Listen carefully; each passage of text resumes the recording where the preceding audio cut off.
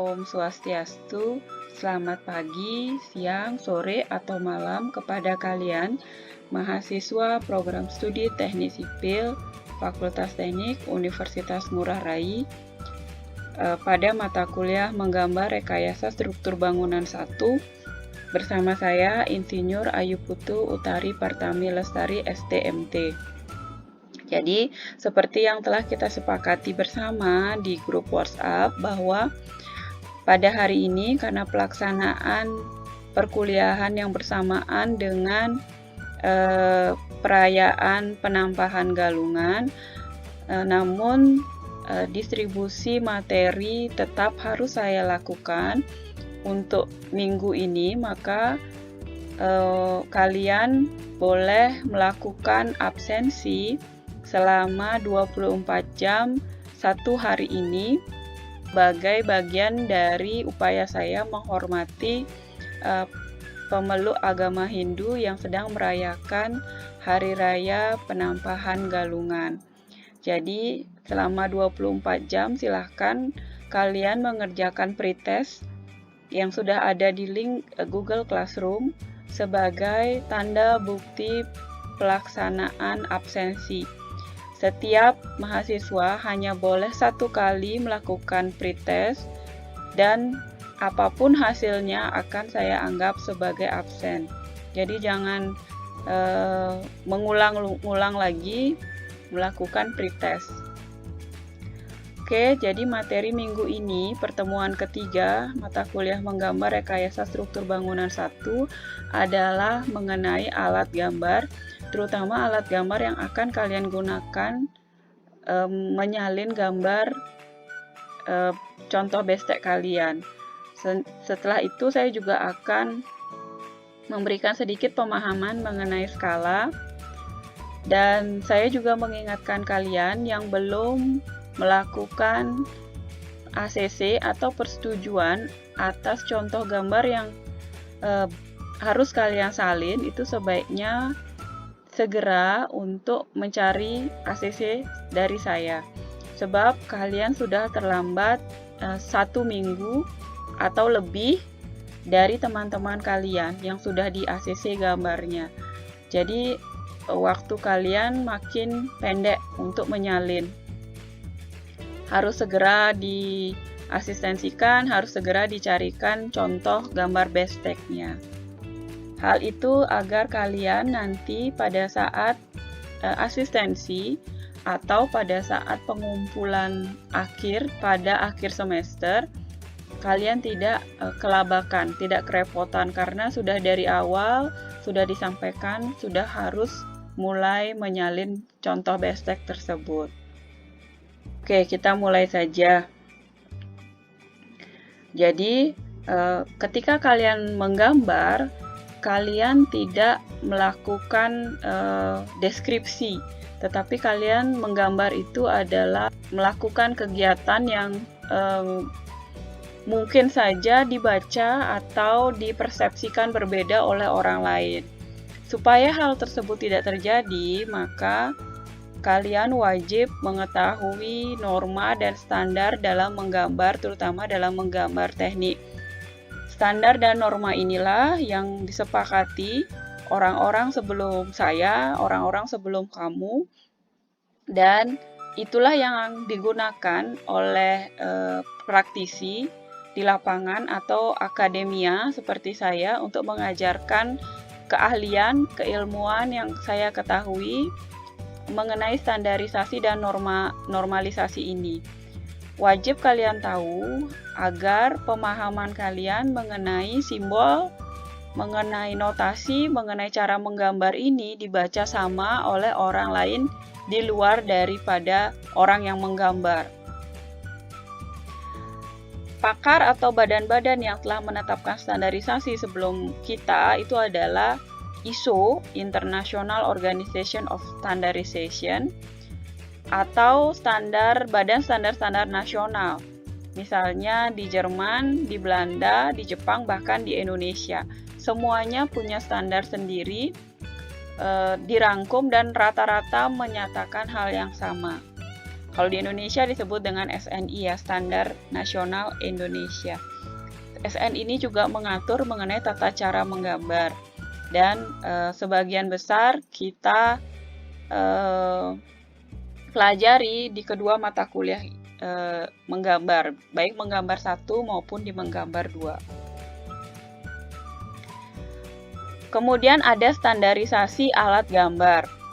Jadi kamu harus memiliki modal alat gambar yang baik, yang memenuhi syarat sehingga kamu bisa menghasilkan gambar yang mudah dipahami, sehingga gambar kamu menjadi benar di mata orang lain. Selain alat gambar, nanti juga kita akan belajar tentu saja adalah cara menggambar. Jadi kalau alat gambar itu adalah modal kapital, cara menggambar itu adalah kemampuan diri sendiri.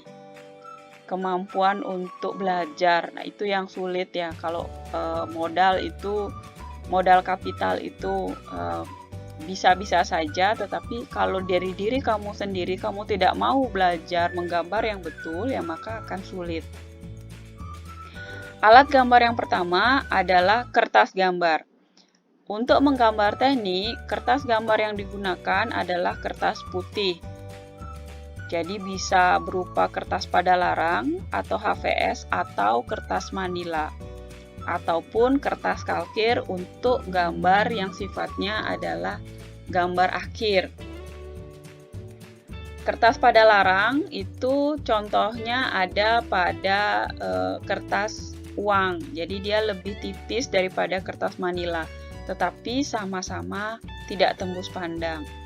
Ada juga kertas yang digunakan seperti kertas HVS atau kertas roti. Jadi kertas roti itu adalah kertas yang di bawah alas untuk roti bakpao. Nah itu bisa dipakai juga kalau menggambar sifatnya masih bersifat sketsa. Kemudian baik kertas pada larang maupun kertas manila itu digambar dengan pensil atau dengan tinta.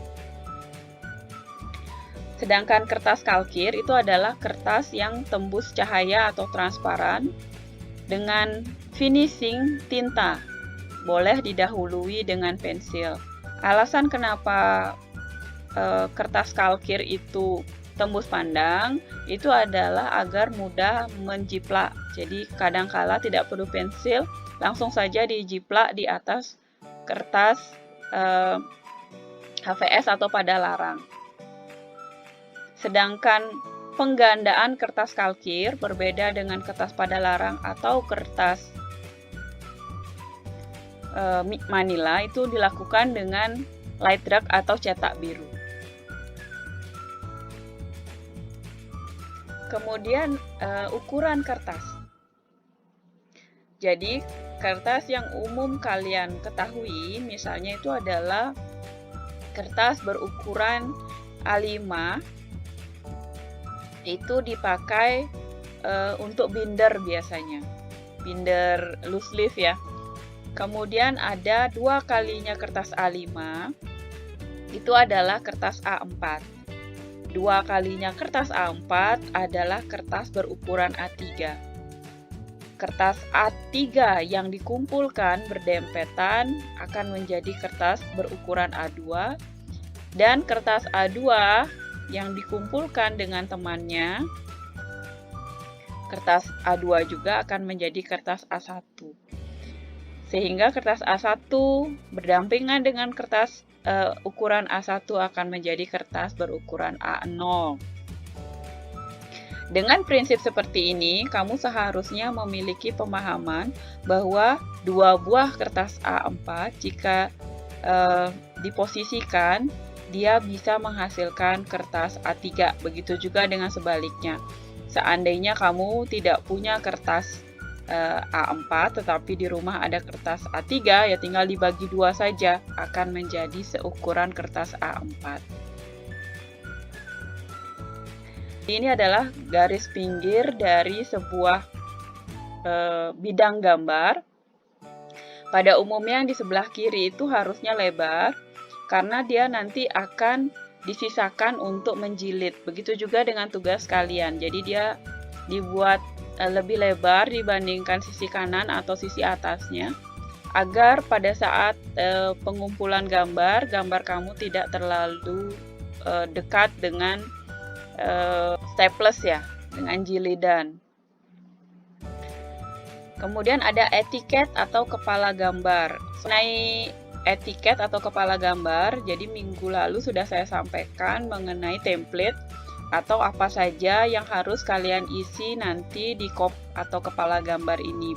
Jadi posisinya sudah saya tentukan, ada di kanan, di samping kanan dari kertas gambar kalian, dan apa saja isinya juga sudah saya tentukan.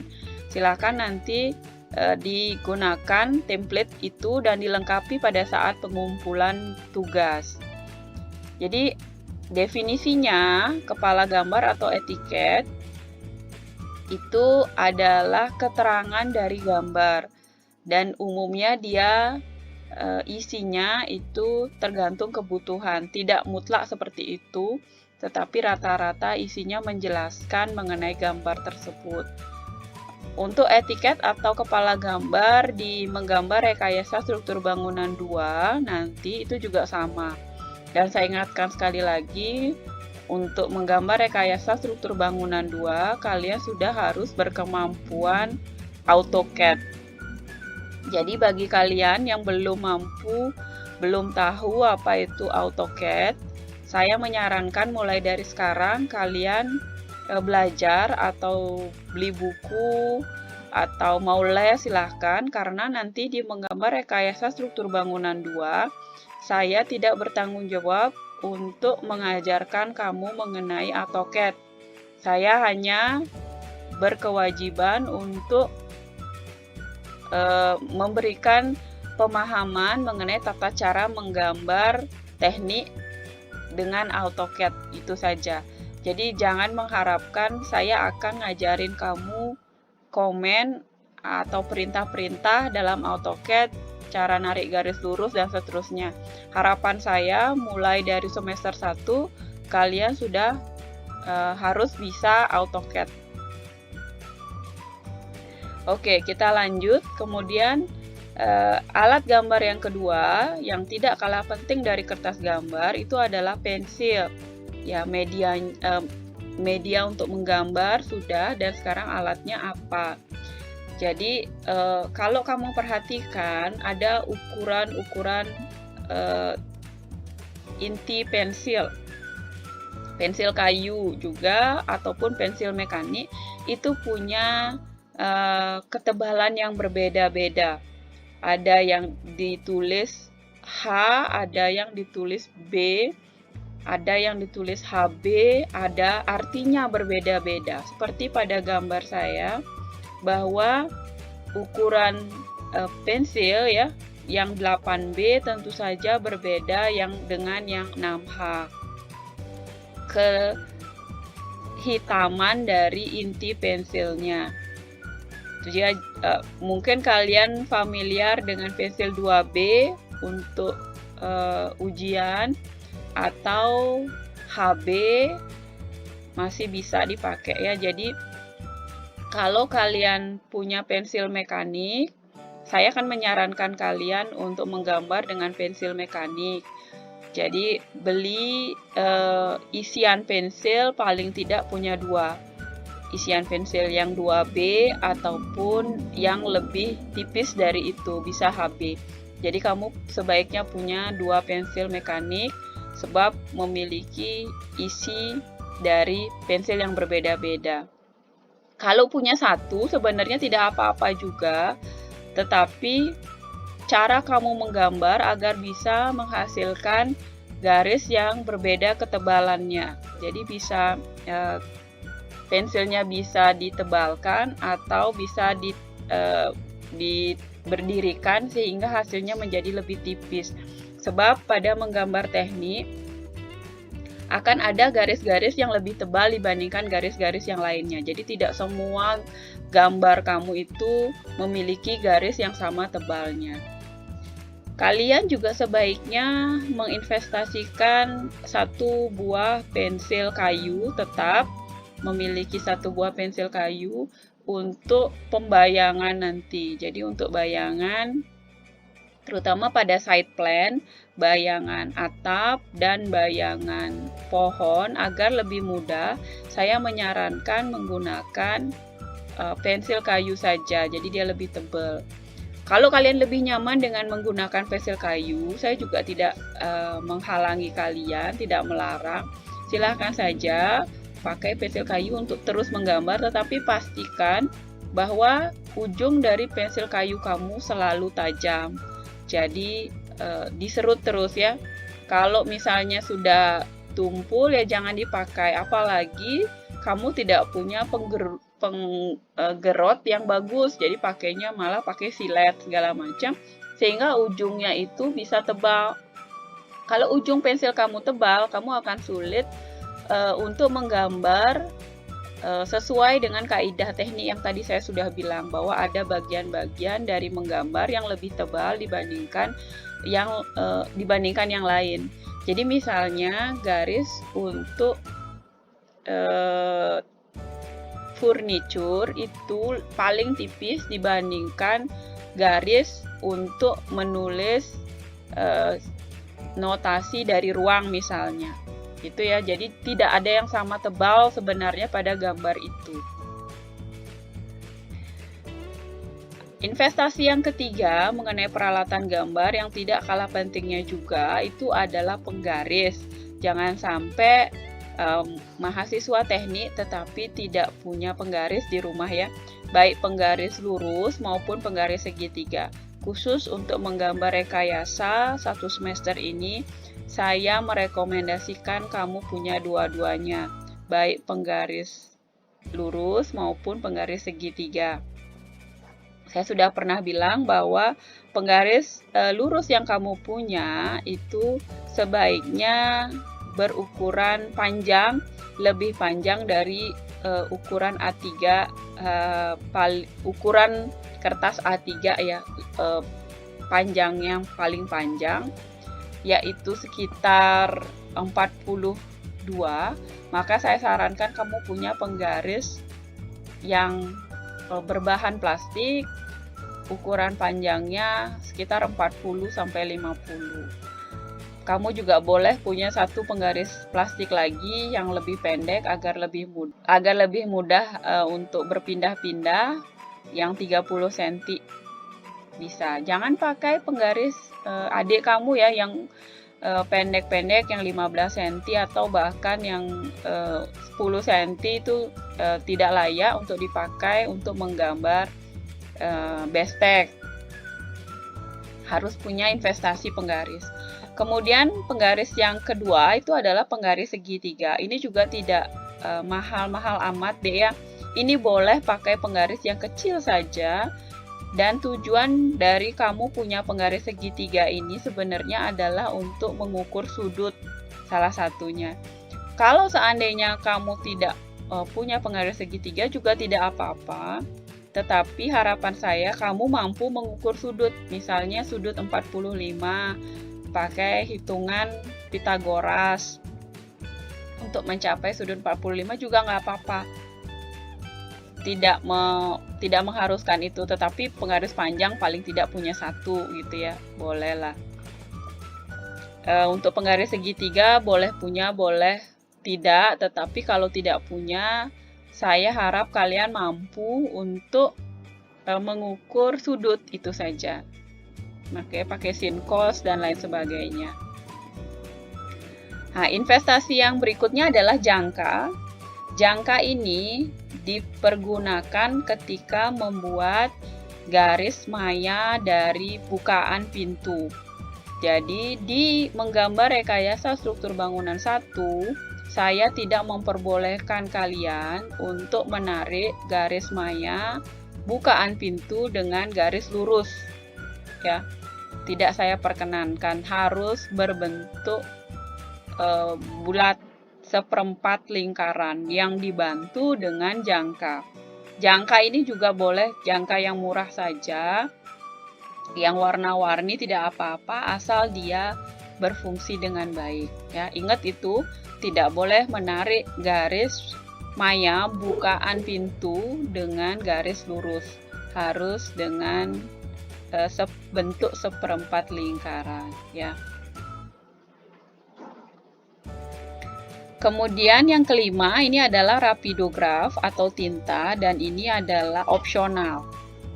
Boleh dibeli, tetapi pada umumnya karena waktu yang sangat sempit dan hanya dipakai untuk 1 semester, saya tidak merekomendasikan, tidak perlu. Cuman kalian perlu tahu gitu ya. Saya harus mengajarkan kalian mengenai rapidograf. Jadi ini adalah alat yang digunakan untuk menggambar secara manual, terutama pada bidang gambar dengan media kalkir. Rapidograf namanya. Kamu bisa panggil dia Rapido atau Staedtler. Istilahnya bermacam-macam tuh mengadaptasi dari mereknya. Dan dia mirip seperti pensil mekanik sebenarnya. Ujungnya itu berbeda-beda. Jadi ketebalannya itu bisa lebih diatur dibandingkan dengan misalnya kamu pakai pulpen merek Boxy dan sejenisnya itu ya. Ini dia. Jadi ujung dari Rapido itu yang lebih presisi dibandingkan dengan ujung flanel dari Boxy. Dan Rapido ini ada dari 0,1 sampai 2, ketebalannya 2 mili ya.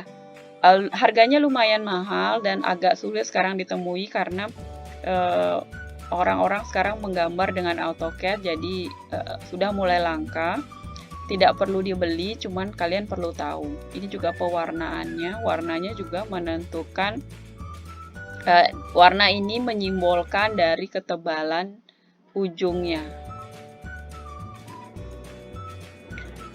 Alat yang lain yang mungkin pernah disampaikan tetapi tidak mutlak diperlukan itu adalah sablon. Sablon dan mau berbentuk macam-macam deh. Bisa kurva, bisa lingkaran, bisa segitiga, atau bahkan seperti gambar saya itu berbentuk furniture ya. Dan ini berdasarkan skala biasanya. Jadi furniture skala 150, malnya beda dengan yang skala 100. Sedangkan yang ini adalah sablon untuk huruf dan angka. Tidak perlu kalian punya juga. Kalian malah saya harapkan belajar untuk menulis dengan rapi tanpa melalui sablon. Sayang ini karena duitnya lumayan kalau ngabisin duit di sini. Kalau mahasiswa arsitek, kira-kira dia perlu investasi di media seperti ini sampai di semester keempat atau ketiga. Jadi lumayan, masih bisa lah dipakai, masih bisa lah, masih worth it lah dia beli. Tapi kalian karena hanya cukup 1 semester saja, saya pikir tidak saya rekomendasikan untuk membeli. Tetapi kalau punya dan cocok dimanfaatkan pada media gambar kalian ya nggak apa-apa. Mungkin punya kakaknya atau orang tuanya atau saudaranya yang lain ya silahkan saja dilihat dan dirasakan feel-nya ya, punya sablon dan mal kurva ini. Alat gambar yang ketujuh adalah mistar skala. Ini adalah penggaris sebenarnya, tetapi dia berbentuk segitiga kayak alat ninja, senjata ninja itu ya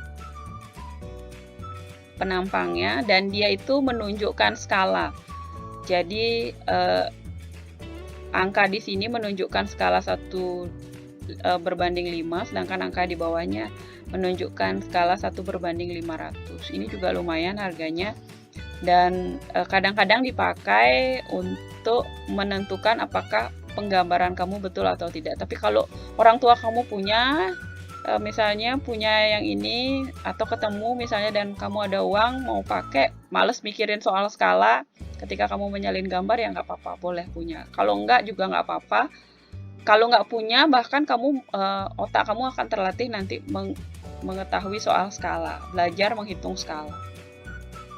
Alat yang ke-8 adalah busur derajat. Busur derajat diperlukan sama seperti penggaris segitiga sebenarnya. Dia penting untuk mengukur sudut atau membagi sudut. Boleh punya. Ini murah nih, yang kayak gini ya, yang dari plastik mika. Yang ke-9, investasi yang penting yang harus kalian punya itu adalah penghapus dan pelindung penghapus. Penghapusnya lah paling tidak kamu harus punya. Jadi dia berguna untuk menghapus tentu saja yang salah-salah, apapun itu ya. Kemudian pelindung penghapusnya itu adalah yang di sebelah kanan ini pelindung penghapus ya.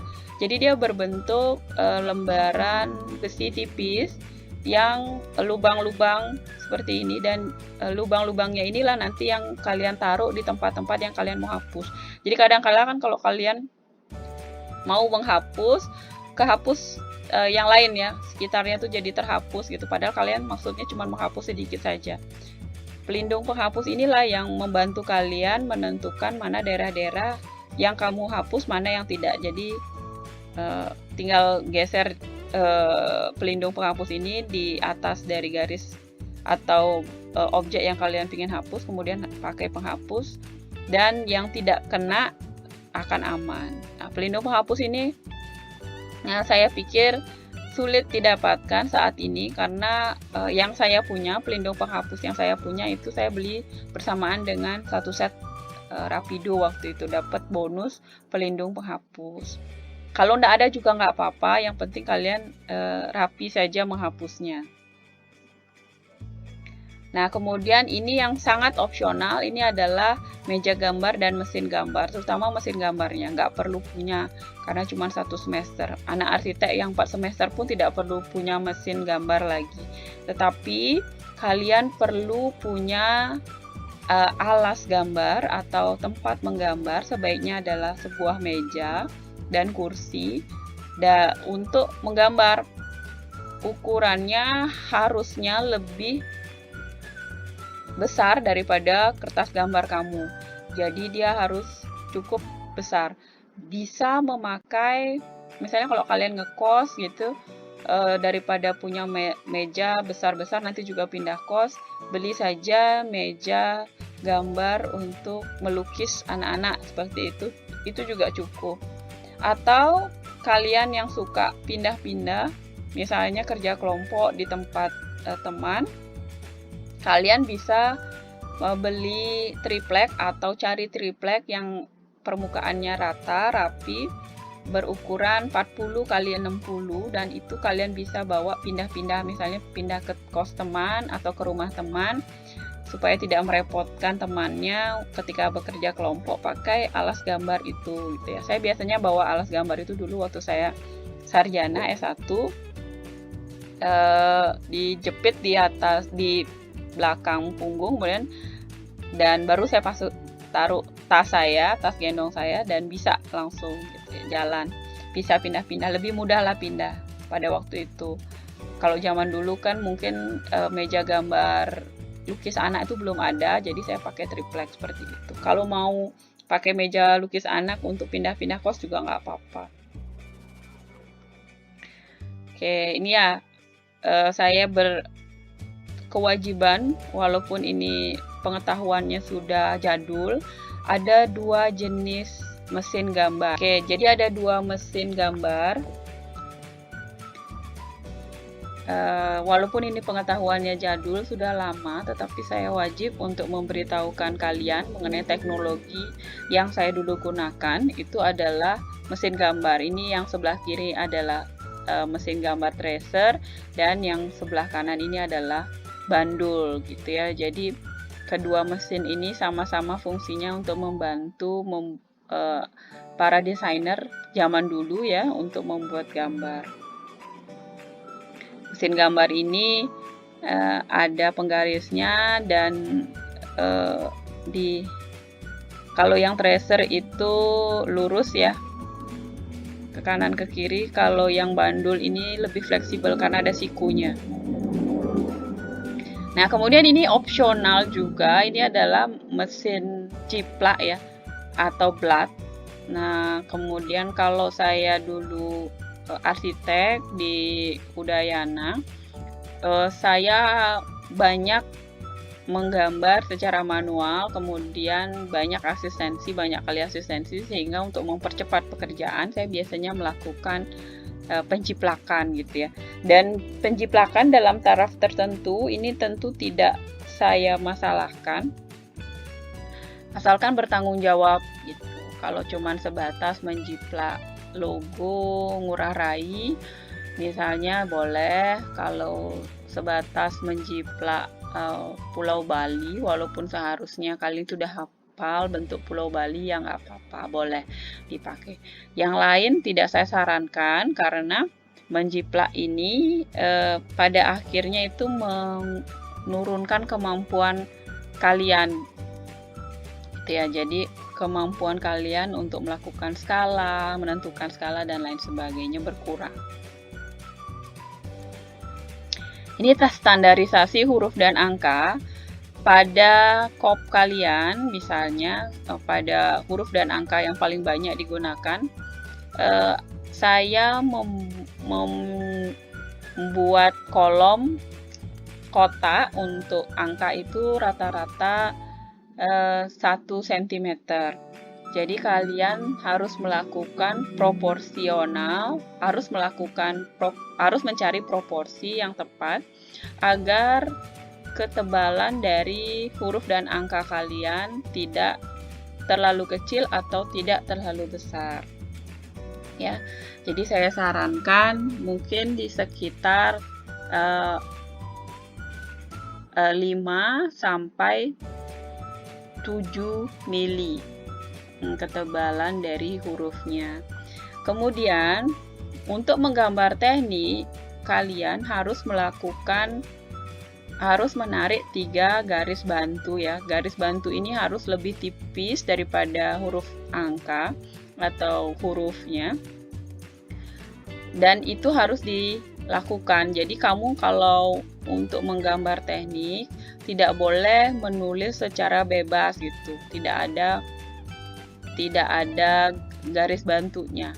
Paling tidak ada 2, kalau ada 3 garis bantu alangkah lebih baiknya. Jadi harus dibuat garis bantu ini bagian atas dan di bagian bawah, kemudian baru kalian mulai menyalin angka atau huruf ya. Oke, ini saya ingatkan sekali lagi mengenai persiapan kalian untuk kuliah menggambar rekayasa struktur bangunan. Kalian perlu kertas gambar A3. Kertas gambar A3 itu kalau kalian perhatikan di toko buku itu pastikan bahwa kertas gambar itu berukuran A3. Ada juga yang berukuran lebih kecil dari A3. Kemudian yang kedua, kalian bisa pegang kertas gambar tersebut ya, apakah halus atau kasar. Saya menyarankan beli yang halus ya. Mungkin agak sedikit lebih mahal, tapi kemarin saya pergi ke toko buku malah yang kasar yang lebih mahal. Mungkin tergantung mereknya, tetapi saya sarankan pilih yang halus. Diraba saja permukaan dari kertas gambar tersebut. Kalau cukup halus boleh. Kalau kamu terlanjur beli yang kasar ya nggak apa-apa, tetapi harus dipastikan pada saat menghapus tuh benar-benar rapi. Kalau saya sih jarang sekali ketemu mahasiswa yang sangat rapi ya, apalagi generasi sekarang banyak di komputer dan lain sebagainya sehingga kemampuan manualnya itu kurang. Kemudian saya juga perhatikan bahwa kertas gambar yang dijual di toko itu lembarannya nanggung ya, jadi biasanya dijual dalam 10 lembar. Sedangkan yang saya minta ini adalah kira-kira 13 lembar. Sehingga kamu mungkin harus membeli 2 buah buku kertas gambar. Beli saja bersamaan dek, karena saya takut nanti ketika kamu berusaha membeli lagi buku dengan merek seperti itu buku dengan ukuran seperti itu habis gitu. Pastikan juga warnanya sama gitu. Jadi kalau misalnya warnanya berbeda, ada yang satu kuning, ada yang satu putih, saya biasanya akan melakukan pengurangan nilai terhadap itu. Jadi mending beli 2 buah buku gambar. Perhitungan saya sekitar 20 lembar, atau misalnya kalau memang kesulitan sekali bisa beli 3 buku gambar untuk 2 anak. Jadi masih ada spare ya. Dan itu dipakai lebih hemat. Jangan beli yang tebal-tebal, sayang ya. Atau kalau misalnya kamu mau beli tebal, boleh terus kamu bagi-bagi atau kamu jualin ke teman kamu, nggak apa-apa. Tapi kalau kamu beli tebal untuk kamu sendiri ya sayang.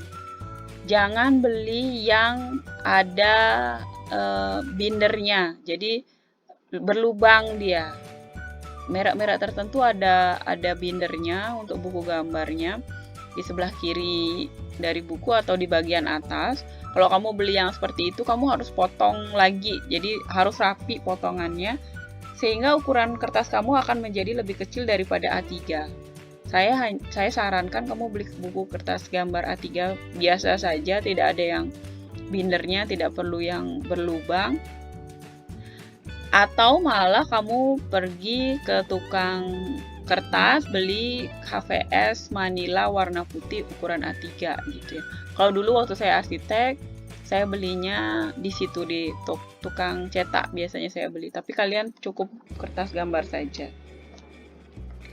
Kemudian kalian perlu kertas HVS A4, tidak banyak ya, tidak perlu beli 1 rim, boleh beli ngecer saja nanti di tukang fotokopian. Kalian perlu pensil mekanik atau pensil kayu, kalau nyamannya pakai pensil kayu ya seperti tadi saya sampaikan, harus sering diserut, harus tajam dia. Pensil mekanik minimal 1, kalau punya 2 lebih bagus. Kemudian kalian perlu penghapus pensil, penggaris lurus, jangka busur, penggaris segitiga yang kecil saja, pulpen. Pulpen ini untuk menjawab nanti pada saat UTS atau UAS. UTS atau UAS itu sistemnya masih tulis tangan. UAS-nya menjawab, kemudian hasilnya difoto. Baru dikirimkan ke sistem, biasanya Sunari atau ke Google Classroom. Lalu kalian perlu alas gambar ukuran A3 ya, kira-kira 60 x 40, serta papan ujian ukuran A4. Papan ujian ini penting untuk menyalin sambungan kayu biasanya ya. Oke, kita ke materi berikutnya, itu adalah mengenai skala. Skala itu adalah perbandingan besar antara ukuran gambar dengan ukuran yang sebenarnya, atau perbandingan antara ukuran linear benda yang digambar pada kertas dengan ukuran benda sebenarnya. Jadi pengetahuan mengenai skala ini sebenarnya sudah ada, bahkan sejak kamu SD mungkin ya, skala peta dan lain sebagainya itu sudah terbiasa mengenai hal itu, tetapi untuk di menggambar ini sangat sering dipakai. Dalam membandingkan ukuran, kita harus memiliki titik acuan yang berguna untuk menjadi standar. Harus ada satu yang kita sudah tahu ukurannya, sudah tahu bentuknya, lebarnya, tingginya, dan sebagainya. Lalu itulah yang kita tinjau dengan objek gambar yang ingin kita skalakan. Skala gambar itu cara yang digunakan untuk memperlihatkan objek gambar dalam ukuran yang berbeda, baik skala yang diperkecil maupun skala yang diperbesar, bisa dua-duanya. Misalnya kamu bikin baut ya, itu biasanya skalanya diperbesar. Kalau bikin rumah skalanya diperkecil biar muat di kertas gambar.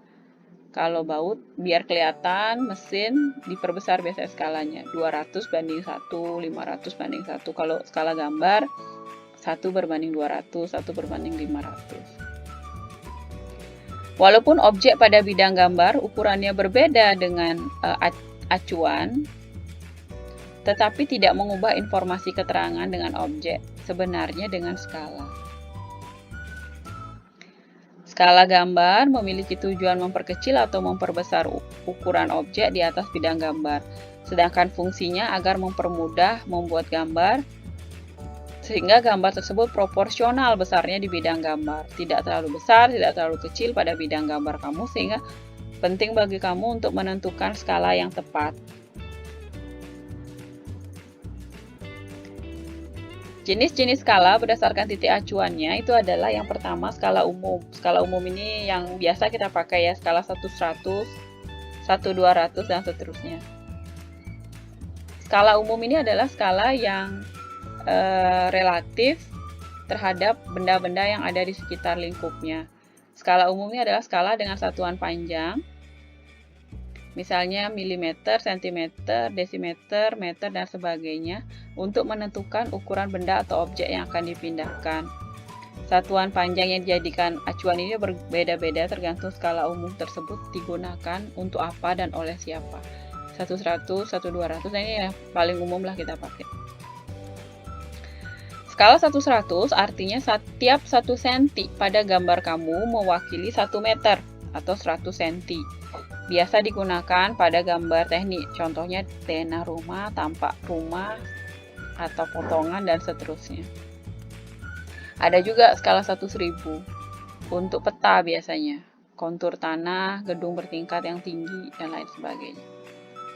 Skala 1/20 itu umum digunakan pada detail, dan 1/5 ini pada sambungan, detail sambungan biasanya. Dan ada juga jenis-jenis skala yang lain, 1/100, 1/2, dan seterusnya. Skala yang kedua setelah skala umum adalah skala manusia. Itu skala dengan ukuran manusia sebagai titik acuannya. Jadi skala ini menggunakan ukuran manusia rata-rata. Umumnya seperti apa? Itu yang dipakai sebagai titik acuannya.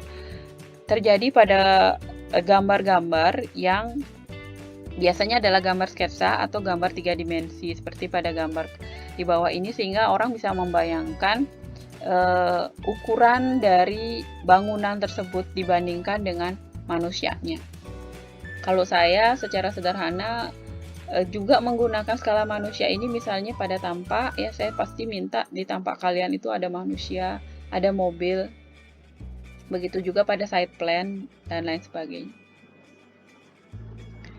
Ya, jadi dia titik acuannya adalah ukuran tubuh manusia. Jadi kalau kamu lihat bagian gambar yang kanan ini, mungkin kelihatannya seperti pintu atau sebagai mihrab masjid ya. Tetapi ternyata ketika kamu lihat ini ukurannya sebesar ini terhadap skala manusia. Jadi manusianya sekecil ini. Skala umum dan skala manusia kemudian dibagi lagi menjadi 3 jenis, yaitu skala yang diperbesar, skala yang sama dengan ukuran sebenarnya, dan skala pengecilan. Jadi ada 2 jenis skala, skala umum dan skala manusia. Lalu baik skala umum maupun skala manusia lagi dibagi menjadi skala yang diperbesar, skala yang sama, ataupun skala pengecilan. Selain skala umum dan skala manusia, ada juga skala garis. Skala garis ini dibuat dalam bentuk tipe horizontal dengan panjang tertentu dan tiap ruas berukuran 1 cm atau lebih, mewakili jarak tertentu.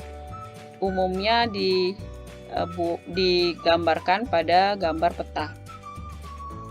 Skala garis ini adalah skala yang fleksibel dibandingkan skala numerik ataupun skala verbal atau skala manusia. Jika sebuah peta diperbesar atau diperkecil dengan mesin fotokopi, misalnya dengan kamera atau scanner, skala garis ini akan mengikuti perubahan, dan itu bisa dipakai sebagai titik acuan. Kalau dia diperbesar, diperkecil, skalanya itu kan ikut diperbesar atau diperkecil, itu yang dipakai titik acuan. Oke, demikian materi hari ini, minggu ini. Dan selanjutnya kita akan melanjutkan mengenai tata cara menggambar, dan saya akan melanjutkan dengan menggambar pintu dan jendela. Oke. Demikian dari saya, sampai ketemu lagi minggu depan. Mohon pretestnya dikerjakan. Kalau yang belum mengerjakan, yang sudah ya terima kasih karena pretest itu akan menjadi absensi kalian. Sekian dari saya, sampai ketemu lagi. Om Santi Santi Santi Om. Oke. Jadi ini adalah cara menggambar pintu yang betul, bahwa biasanya lubang pintu kan ukurannya sekitar 60 cm untuk kamar mandi atau WC dan 70 untuk ruang tidur. Kalau misalnya untuk pintu utama lebih lebar lagi bisa, tapi rata-rata sekitar itu 60, 65 sampai 70. Dan ini adalah garis maya bukaan pintu yang saya bilang harus lengkung dan tidak boleh lurus. Kenapa tidak boleh lurus? Karena garis maya ini yang lengkung itu sebenarnya adalah aktual dari pergerakan bukaan pintu, bukan yang seperti ini kan. Makanya jadi yang betul itu adalah harus dibuat lengkung, bukan dibuat lurus. Oke, setelah membuat bukaan pintu selebar 60, 65, 70 yang tadi, jangan lupa untuk membuat ketebalan dari daun pintu dan kusen. Ya, kusennya juga jangan lupa dibuat sekitar 6 cm pada kondisi nyata.